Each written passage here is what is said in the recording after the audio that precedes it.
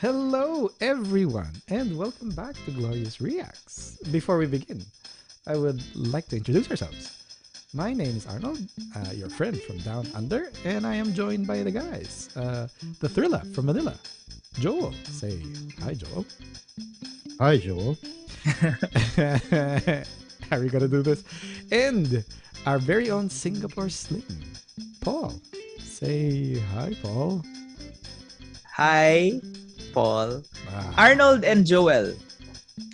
What Wow. what condiment does a wizard perform? What? I didn't even realize condiments are performed, but sure, what is it? Yeah. Sorcery. I'm here all day. I'm gonna put in I'm gonna put in some sort of stinger in there. Um, all right. Let's get on with this. I know. In this episode, we join the Watcher as we look through the multiverse at key events throughout the MCU that we've gotten very familiar with, but with a significant difference, giving us a variant story that gives us variant stories that show us a possible answer to the titular question, what if? Without further ado, let's get right into it. And I believe I'm doing recap. So I'm just gonna keep on going. It's gonna be an interesting episode. The Stephen Strange we meet in this story is still arrogant and still brilliant, but he has already opened his heart to Christine, and they seem to have a very happy life together. So, instead of the loss of his hands, it was the loss of Christine that drove him to seek out the answers in the mystic arts, defeat Dormammu, and ultimately become the Sorcerer Supreme. Two different events that lead to the same outcome, different meaning in the MCU that we are familiar with. But it did not lead to the same Doctor Strange. Bereft and still grieving years after Christine's passing, Strange regularly pondered what if. But, unlike in the previous What If episodes, Strange actually has the power there in his hands to try and answer that question for himself. Ignoring the warnings of Wong and the Ancient One, Doctor Strange uses the Eye of Agamotto to travel back in time to prevent Christine's death. However, despite his best efforts, he could not change the outcome. And like his repeated deaths in the hands of Dormammu, he repeatedly witnessed Christine's demise over and over again. This ordeal tormented him further, and after countless attempts, the Ancient One steps in and tries to reason with him. We find out that Christine's death is an absolute point in time, unchangeable, unmovable. Not willing to hear the truth, Doctor Strange forges down a path that leads to darkness and the end of reality. In a last-ditch effort to stop Doctor Strange from destroying reality, the Ancient One splits his timeline into two, allowing for two of his timelines to occur in one universe. What? Since the only person who could stop Doctor Strange was Doctor Strange. In the ensuing mystical battle between the two halves, we discover how badly things can get if you meddle with time and space. In the end, we are reminded that one life, one choice, one moment can destroy the entire universe. Wow. Nice recap. This is such a heavy episode, actually. I think we can end the. I think we can. Yeah, end I think that's it. Oh, yeah, So let's thank you finish it. guys. That's okay. it. I'm Bye, here all guys. night. And like Paul, I actually deliver entertainment. Oh, Ooh,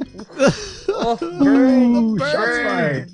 burn. There you go. Thank you for that opportunity, Paul. And because of that, I'm gonna open up the likes with you.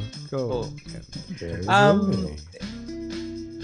It's a very interesting episode. I have to be upfront. This is not my most favorite What If episode, just because it I don't know, it's very small in scale. I think it's a little bit more focused on Doctor Strange's world, even though, I mean, it's the only world that's gonna die. So, So and far, it wasn't so far. vast, like the vastness of space, like what we saw with the Star-Lord episode, or the deaths, the impact of the deaths of the Avengers. So it's not my most favorite, but I like that it's like a very compact episode. Uh, I I do- I had a hard time actually choosing things to pick out in the episode itself, but my most favorite part of the most favorite frames of the animation was when he was trying to absorb all those weird creatures. He was Yeah, I know. Yeah. conjuring and then absorbing each one of them, starting from like the smallest thing he can Poor find in the garden book. gnome. What was he doing, right? and apart and the whole that whole sequence. So that was my favorite. But my most like apart within that sequence, I really liked the part when he rejected like, oh, I draw the line at bugs. And he sent the bug home. He did take the cape. Yeah. So he stole from the bug, but he sent him home. Dismissed him. And He was the lucky one, I guess. Yeah, and the whole sequence where whenever he absorbed a mystical creature or being, he would have like a part of his body kind of metamorph into it before it fully integrates into his being. So that was that. I think that from the whole episode, that was my most favorite part. Yeah, I really don't have anything else to say about it. It was a very, I guess it was a very heavy episode. I didn't think of it that way until Arnold actually mentioned it. But yeah, I guess it's a little bit heavy on the heavier side. I'm surprised actually about your comment about the scale, because I do agree what you're saying, that in terms of the storytelling, it feels a little bit more compact. But in terms of scale, this is the only one that actually affected the entire universe. Yeah, it destroyed his Destroyed universe. the entire universe. Oh, wait. So, okay, I have to just to clarify, because I wasn't sure. Wasn't it just his Earth? Was it really the whole universe? Yes. His whole universe? The only Yeah. thing Not that was just The left, only his thing Earth. that remained was that thing, him inside the crystal. and then inside Yeah. that crystal, he created a mirror universe, not mirror universe, mirror dimension to keep himself and that piece of rock. That's the only thing that's left in that universe. Okay, so it was the whole universe. So I Whole of reality. Okay, Yeah. so my initial No, but I'm not saying that your feel about the scale of the story is wrong. You're right in the sense that, for example, the story of the Ravagers was more expansive because there was a lot of moving around. They were going here, going there. There was There was Morag. There was nowhere. And I also do agree with what you meant about the implications of the original 5 of the 6 Avengers dying even before the Avengers even started, in terms of affecting the rest of the MCU plot as we know it, right? Yep. So I totally agree with that one. I'm just saying that in terms of scale, this was a different scale, I guess you'd say. The consequences of this one is more far-reaching compared to the others, but the story is in fact very compact because it only focuses on the actions of Stephen Strange. It's as if the camera was only pointed at one person. It's just that Yeah. he has the power to destroy everything. Yeah. And in also in terms of time, my goodness, centuries has passed in this particular episode without us knowing. Poor, what was his name? Oban. I was gonna take note of it because I wanted to see if that was an actual Marvel character, but I forgot to take I think it was note of Oban or something like that. I mean, he was Oban. he was there for centuries. It's just like, Yeah. look at this guy. This is it. frozen in time. And his hair just grayed out. That's the only thing that happened. What can you do? If you're a magical librarian, I guess you get benefits. There's benefits. Magical So I guess librarian. Wong will also just Oh, age just really slow. He will. His hair is actually gonna grow more because somebody actually bothered and compared how much hair he had in the first Doctor Strange movie and how much hair he had by the time in the trailer. of No Way Home. Um, and the speaking of scale of speaking of time, Joel, lead Mm. us into Oh your yeah, love. yeah. So yeah, first of all, I think I need to qualify. This week I don't really. I'm not gonna call it likes and dislikes, but it's more of pros and cons. Okay. So I have pros, the things that are pro for me, and that in the episode that are good. Not necessarily that I liked it, and then things that for me are not good in the episode. Not necessarily that I didn't like it. So yeah. So first things first, the story that was being told in this episode is actually the usual conundrum. It's exactly that. Not for me. The what if isn't what if Strange lost his heart instead of his hands, but the what if question is exactly the what if that you post in your recap. What if you had the power to go back and change Yeah. your mistakes Yep. and Exactly. change something about your past to make something else happen? And that's actually a very usual conundrum of someone who tries to make things right by going back through time. Mm. We've seen that time and again. I mean, Flash has that in the Flashpoint paradox. Yep. A whole lot of other movies have done that. It's just that this guy in this situation, it's the Sorcerer Supreme with a time stone, With the best who tool ever. Yeah. right Yep. who has like forever who has that ability to really change everything, and Right. then it and the end result isn't that different from all of those other time travel stories about people who want to change something in the past so that the present is also different, is better, is hopefully better for them. It ends up not being any better. In Strange's case, it's a whole lot worse. He Yeah. destroyed all time and space. So yeah, I like that, and I like that story. That I don't know if you call it a trope. I don't know if you call it a. It's a usual story. Mm-hmm. Yeah. Uh, that I like to keep on exploring as well in the different stories that I come up with. That's one of the things that I always try to explore. Another thing that for me was a pro is that it explained. It goes back to Renslayer's statement in Loki when she says that the Avengers have to win. Yes. Though there are things in the multiverse that have to happen. But they actually allowed it. The time meddling, the time heist Yeah, had to happen. So had to happen because because the Avengers had to that thing had to happen. Just as here, the death of Christine had to happen. Although there is a con for me later on Yeah. about that same thing that had to happen. But yeah, it sort of explains that, and I do actually see this episode as that.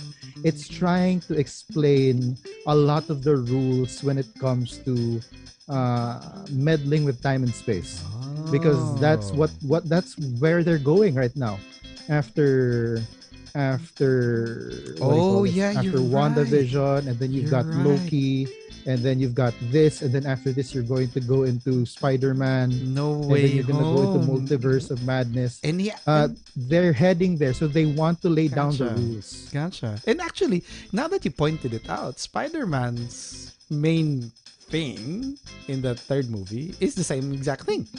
What if I can Yeah, change a point in I can change something in the past so that, you know, and But I then don't yeah. think it's an absolute point though. I mean, I will Who see. every, knows? Who every knows? We don't really know. We don't know yet. It hasn't happened. That's a theory. That's a theory. It's not that big of a reach, but It's it's a a good theory. theory, though. I like the fact that they're establishing these rules because we will be going into a lot of this really, really confusing uh, um, time meddling concepts, and it'll be very hard for us.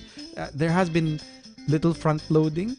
In fact, the only time we got it is at the end of during Endgame, and that was what, just a couple of years ago, and they haven't really explored that further, specifically that the concept of time travel, right? Or in the implications of it. So I think, I like that. I really like that. Yeah. So this is basically they're using what if actually to show the different things that can happen, and then they're using specifically this episode to explain. Okay, these are the rules, right? And I didn't note this as a pro, but I do also like the fact that it's part of what the sequence that Paul liked. I like the fact that we have a recall to the tentacle thing that came out in episode 1. Yeah. You reckon It it's the comes back same out. thing? It's probably That's the same first thing, thing right? that popped into my mind Yeah, the first time he cast the spell and that came out, and he was borrowing a couple of tentacles. May I It's borrow like, some oh, this is the same Yeah. creature that Captain Carter fought. Yeah, it probably is, because that creature is supposed to be a creature from time and space that is called into Earth. That was being called into Earth by It's called by the Azathoth. No, I was about to say Azathoth. I was actually gonna say maybe it's Alliot, Alliot's original form, but no, Azathoth. Sure. But isn't Alliance supposed to be really just a cloud? He's just an Yeah. angry cloud. Yeah. Angry Cloud. Yeah. And so my last pro, and I think that this qualifies as sort of a like for me, is the fact that the Watcher is actually now even more visible, and he's not just love it. visible, he's interacting with the characters of the story now. Yeah. Oh, we've seen it. I want to go back to the first 2 episodes to see if there was at any point in time if Uatu showed up. Because in last episode we just had him in the background as a silhouette, but this time we actually have him talking with the character, with Stephen Strange. And yes, I'm moving forward. This is going to go into sort of although it's not listed as a theory or expectation of mine. I do think that Uatu is really going to become like a more active. I think that I also mentioned this before. Yes. He's going to become more active in the stories. He's gonna Yeah. be Uatu the non-watcher. Yeah, he's going to be Uatu the doer, Uatu the meddler. The meddler, the Yeah. intervener. which he has done. Again, he's done that. in That's comics. it. So I actually tried. I went back to watch the first episode, and we don't see a None silhouette at all. of Oh. Uatu. So he's progressively starting to move towards the foreground, and I really liked about it when his lips started moving. Oh my gosh, he's talking! He's actually talking with his mouth. It's like, it feels weird, but yeah, he's moving more and more into the foreground, and it's awesome that this has happened on the 4th episode, because we're now halfway through this Halfway season. through. Which means we have 4 other episodes to look forward to see how much more he's Meddling going he'll to be meddling. How much Those more he will meddling By be the kids. By the 8th episode, he will be in casual clothes. walking around. He's like, oh, it's he'll, John Jones. he'll look like Stan Lee. Oh, He'll no. be Yeah. a Stan Lee cameo. Sorry, I thought people would think that he'd be the Martian Manhunter. Yeah. Different head shape, sure. But I really like that he's I didn't put this down as a no, I actually did. That he's actually becoming more and more involved, I guess, is what you could say. Until that point in time wherein he cannot. Although it'll be interesting to know what would actually make him act, because the destruction of a universe, I think in my book that would have required some sort of action. But he did say, though, there was a line. He did say a line. Wait, let me just go back to my other page notes. The fate of the universe is not worth risking the safety. The fate of his universe is not worth risking the safety of all others. Yes. Yeah, that's true. He did say that. So I guess it also establishes that not only are the timelines, when we saw the sacred timeline split apart into that really, really pretty fractal image, we thought that once a timeline is split up, they are totally independent of each other. I think there's also a possibility that they form a lattice, or there's like a net that they support each other, or have an impact on other or multiverses. This is maybe what he's trying to. This is maybe an inkling of that one. I don't know. It's just some sort of.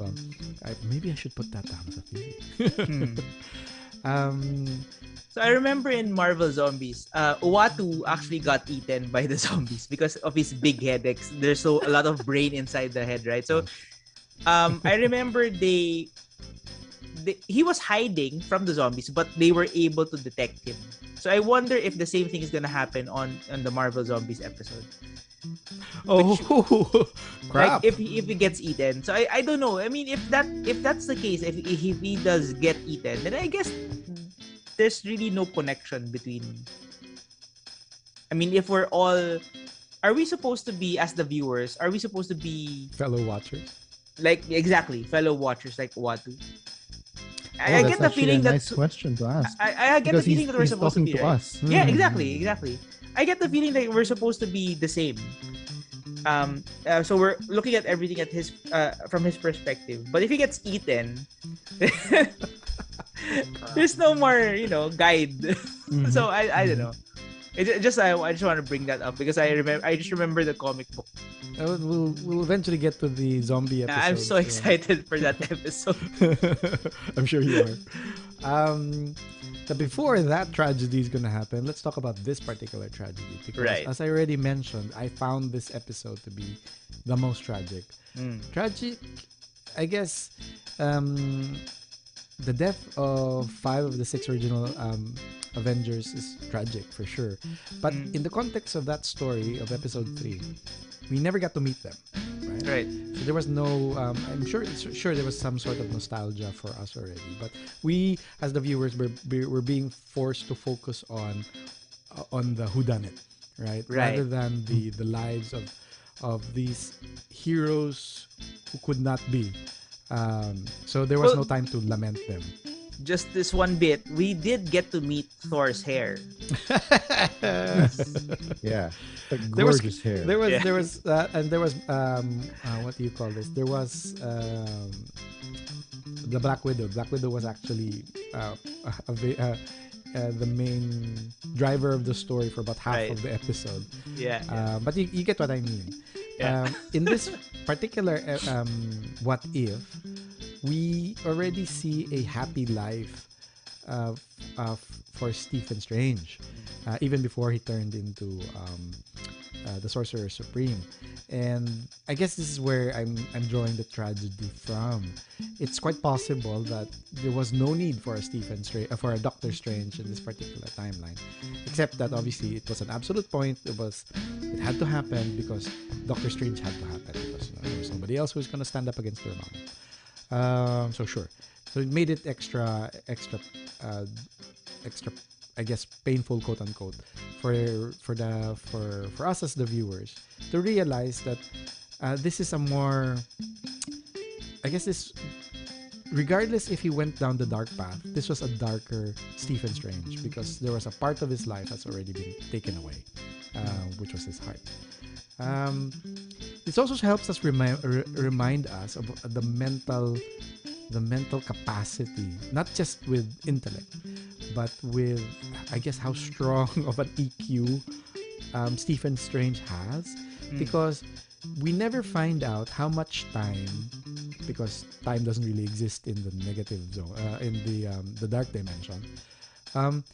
How many times he died in the hands of Dormammu when he was bargaining, right, in the movie, because it just happened over and over and over and over again. And we have come to find it just common for him that time is it's nothing. From his point of view, the concept of time is something.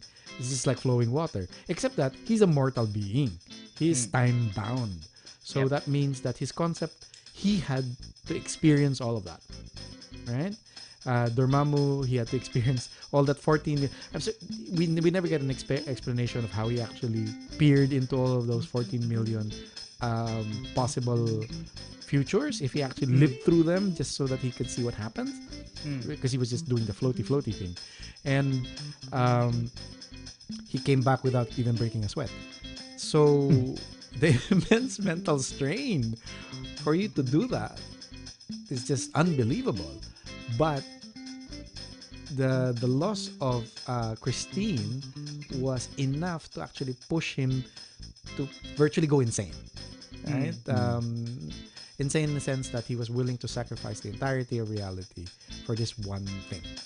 Right. And the chilling outcome, in the end, he was left alone in a universe, in that small pocket. You would wonder how long he would maintain that mirror, or I don't know if it's actually a mirror dimension, piece of floating debris in a universe that no longer exists. Right. Right. And obviously, I have to highlight the fact that we had this surprise interaction with the Watcher, which I'm super excited about seeing how that's going to progress. Now, let's continue on with our dislikes. I'll start off, and then we'll go to Joel and then Paul last. Okay. Because there's only one thing I want to point out. I wasn't very happy with the split timeline thing. It was extreme. It was an extremely obvious MacGuffin. I was like, what? Okay, it's the best thing you can. Sorry, not MacGuffin. A Deus Ex.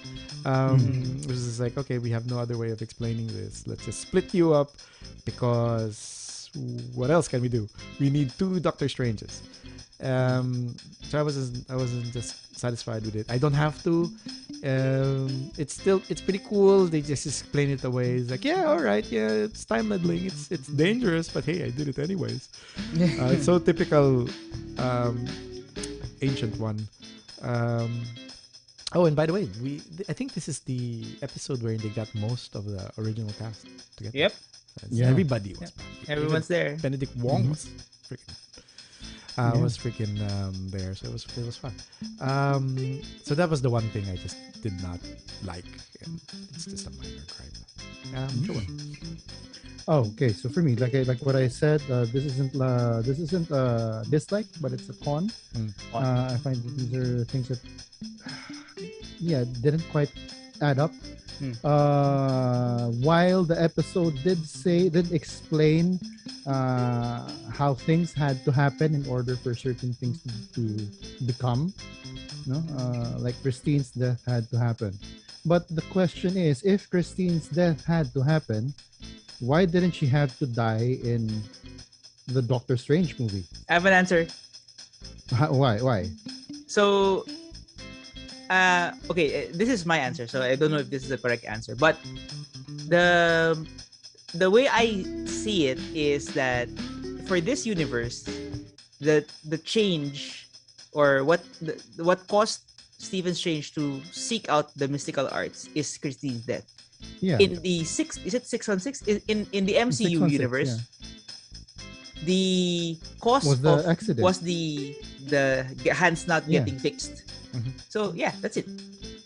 Well, that is the what if question. What if Strange loses his heart instead of his hands? But and it presupposes the idea that both worlds are running on the same line. It's just that there is a difference. That's the Nexus event. So the Nexus event was Christine dying versus him losing his hands. The difference. So it's if it's a Nexus event, how is it an absolute truth thing that has to happen? I think the Nexus event here, and obviously it could be that this particular, it's already happened long before.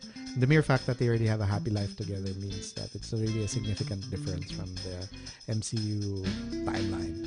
That's true. So that is true. It's quite possible that because in the MCU reality, they broke up. They haven't gotten together. They haven't had this nice life together. That wasn't the absolute point. It'll be interesting because we can now retroactively apply the concept of absolute points at everything now, and we will try to do that in our heads. But I think that can help explain away why Christine had to die in this one. Whereas Christine wasn't even in the car in the MCU. Exactly. Yeah, but that's the thing. It's not. Christine had to die basically because even in those many different iterations of that part of Strange's life, whether or not they were in the car, Yep. Christine would Not die. there. No, it's Yep. very, Right? Even Yep. though they were just eating pizza in a it's very pizzeria. final Rubber destination. Robert would come Yeah. in. So shoot. oh my gosh, just imagine how Yeah. much So pain that was. I guess I think the explanation, yeah, the explanation there is that absolute points are not trans multiversal. No, they're not. They're not. Mm. They're only exclusive to whichever universe they're probably on. I would Okay. assume. Yeah. I mean, Yeah, there yeah. wouldn't be it wouldn't be beyond the stretch of possibility that several multiverses have the exact same absolute point. It's just that it's unique to them. It's unique to that particular universe. They're not crossing over. That's what you would pointing out.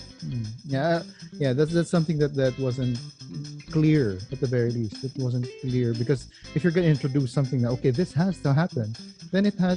If you're saying that it has to happen, then it probably the easiest way to explain it is that it has to happen in all iterations, whether or not it's in this what if universe, or in 616 or yeah wherever, right?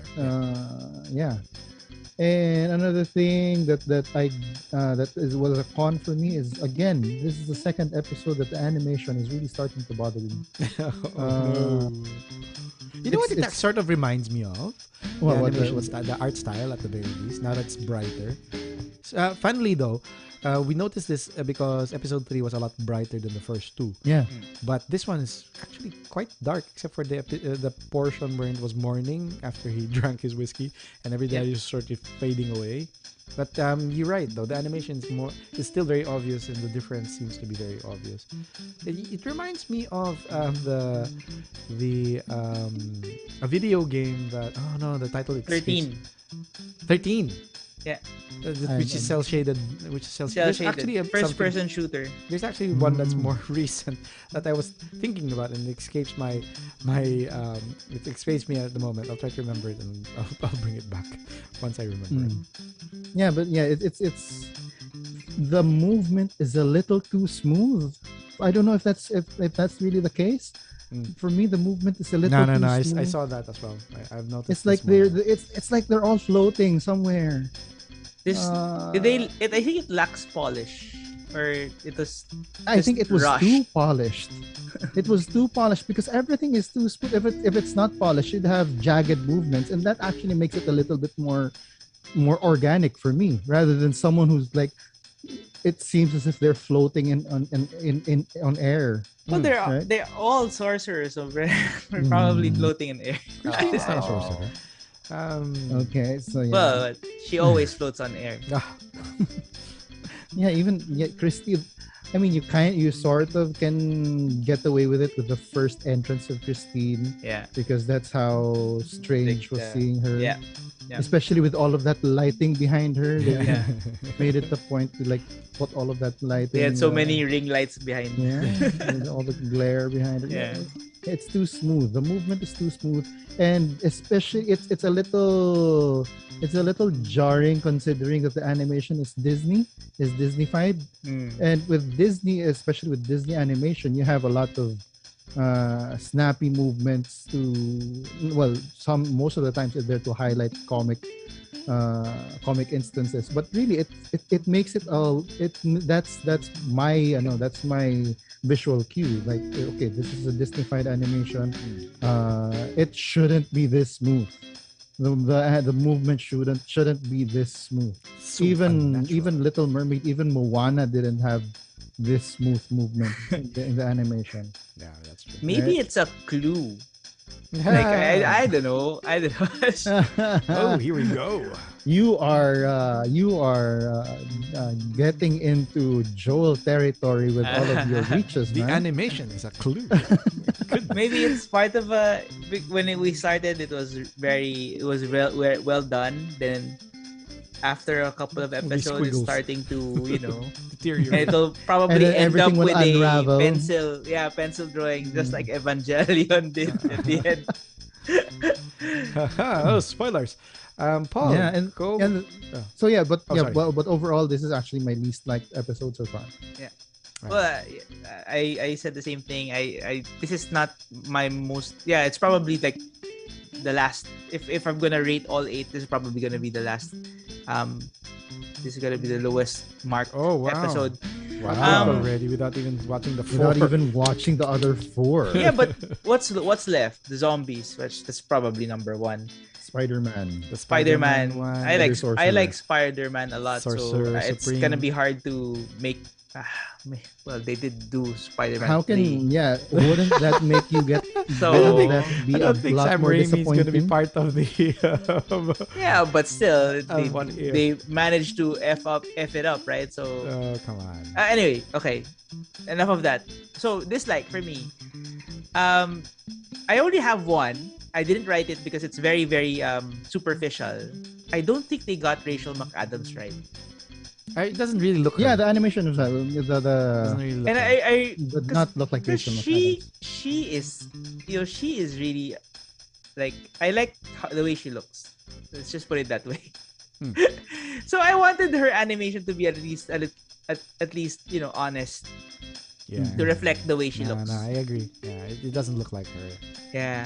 I mean, At they first I got even thought Benedict that- Cumberbatch at least a bit, right? And even Wong. Wong was amazing. You look exactly like him. What are you I talking even about? thought that they didn't get Rachel McAdams to voice. Because they of the did, they fact- did. Yet, I thought that they didn't because Yeah, of the okay. fact that it didn't look like her. Mm. Yeah. Because that's what they did with the Liv Tyler character. No, so that's Yes. what makes that's what irks me, because when I saw the cast, the voice cast, it was Rachel McAdams. Yeah, I was I like, know, I know. I was like, why wasn't she used as the model for the animation? It's just bothered me a lot, because everyone else, even the ancient one, looked like a little bit like Tilda Swinton, but it was very easy to animate Tilda Swinton, apparently. Yeah. And, All but you but needed they was like a made nice but they smooth made her head. shorter though. The character was shorter. Yeah. so yeah, that's my only dislike actually. Dormammu looked like Dormammu. How couldn't they do it with the Rachel And McAdams? with a weird waving And then face. you know how The his pattern. irises was actually like Even exploding. okay, even Uatu kind of resembles Jeffrey. Oh, come on, that's a bit of a stretch. Again, you're getting Alright, into my alright, territory, alright. man. All right. No, but I was gonna say the tentacles look like the tentacles from the I first know those are episode. exact. Yeah, pretty They certain. got it correct. What? We what- overlap What the it hell? What with the hell, episode Marvel? What the hell, 1. Disney? Come on, We will see that it's probably the get exact it same right. creature. Missing a few tentacles. You'll see it there. What was the first one we said? We said that. Oh yeah, Chadwick Boseman. Get it right, guys. Come on. Yeah. It was Chadwick. Oh, yeah, you're right. Interesting. And now we go for our theories, and this is Joel's territory as part. Yeah, this is my territory, guys. You're in Joel Town now. Let's take it away. All right. So here, I've got 2. As is my usual, there I really came up with 2. I got so disheartened by not coming up with anything in after episode 2, so I made it a point to always come up with 2. Well done.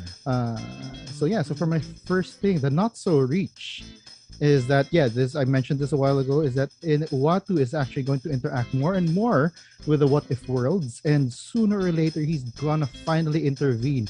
Now this is going to a bit of a reach zone. I actually even think, Paul, you mentioned that he's gonna get eaten by zombies. For me, he's probably going to start the zombie thing. Oh wow. He's gonna yeah. have a direct hand in that happening. that can yeah. Wow. Yeah, That's probably- why there has to be a reason why he's slowly becoming more active in the world. The story that he's telling the viewers. Yeah. Right. Yeah, it's probably to try and explain why he did what he did.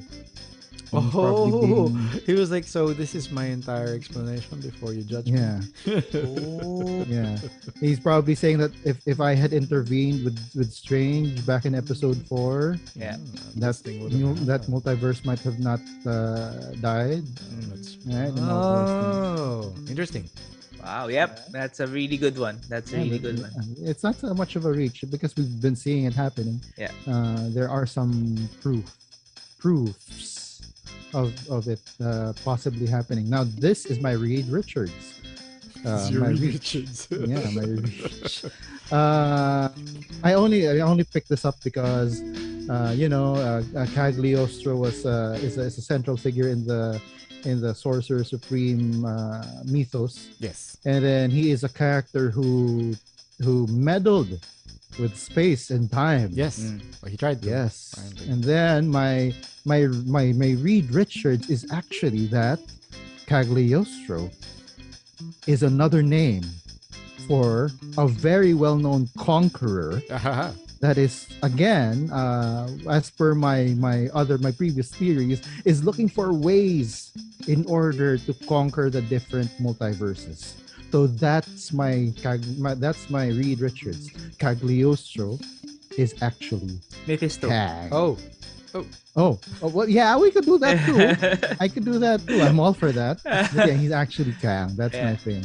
I think that- right. So there was a time he actually meddled. Apart from science, he also meddled with the mystic arts. Yes, Mm, because see. like what you mentioned off cam, mystic arts magic is actually just very Advanced high enough technology. technology Advanced science, might yep. actually look like magic. Yeah, that's, Yeah. Unexplained science. that's it. That's it. Oh, wow.